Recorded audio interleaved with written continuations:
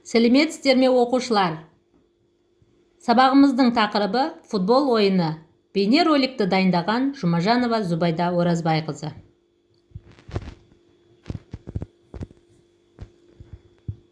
Сабақтың мақсаты: футбол ойынының шығу тарихымен таныстыру, допты алу әдіс-тәсілдерін үйретіп, ойын техникасын меңгерту.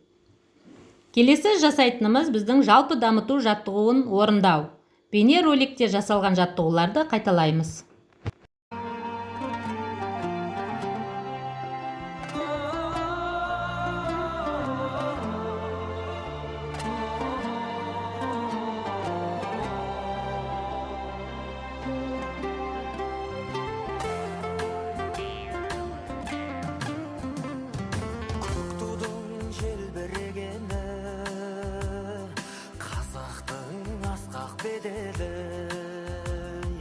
Махаббат қайрат екеулеп шымырлатқан денені,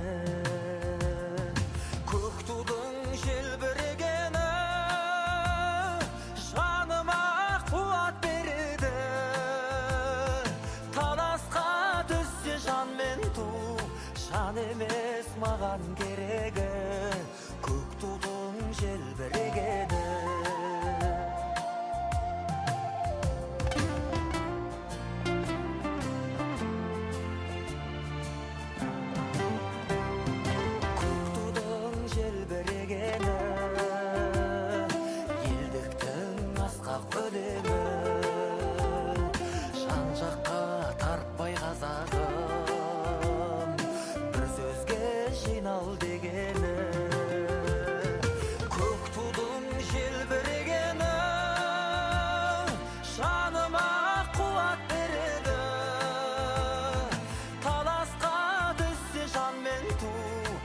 Емес маған керегі, көк тудың желбірегені.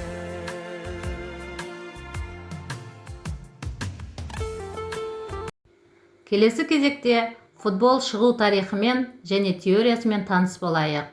Айтылған ақпараттар мен мәліметтерді есте сақтаңыздар.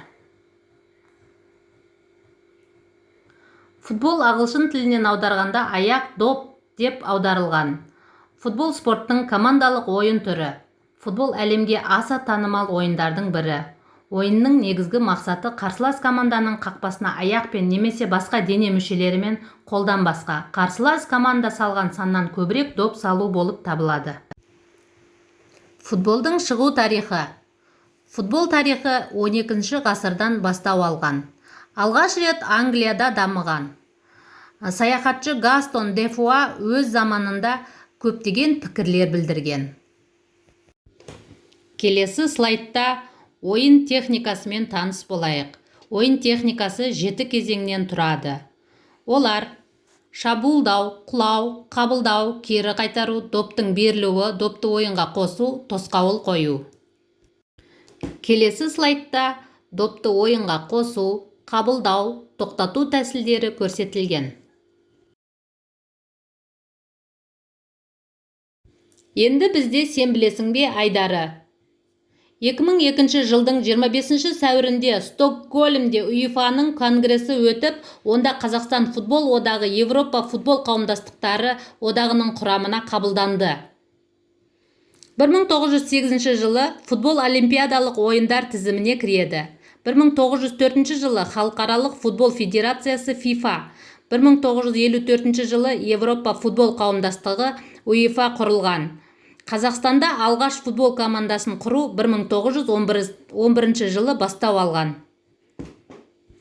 Айтылып өткен ақпараттарды естеріңізде сақтарыңыздар. Кері байланыс ретінде SMS жолдау тәсілін қолданамыз. Ол үшін сіздер менің жеке номеріме не түсіндіңіздер, не естеріңізде қалды, қандай ақпараттар қалды, соны SMS арқылы жолдап бөлісіп отырсаңыздар болады. Үйге тапсырма: түрлі форматта футбол туралы қызықты мәліметтер мен тың ақпараттарды жинау. Осымен сабағымыз аяқталды. Назарларыңызға рахмет, сау болыңыздар.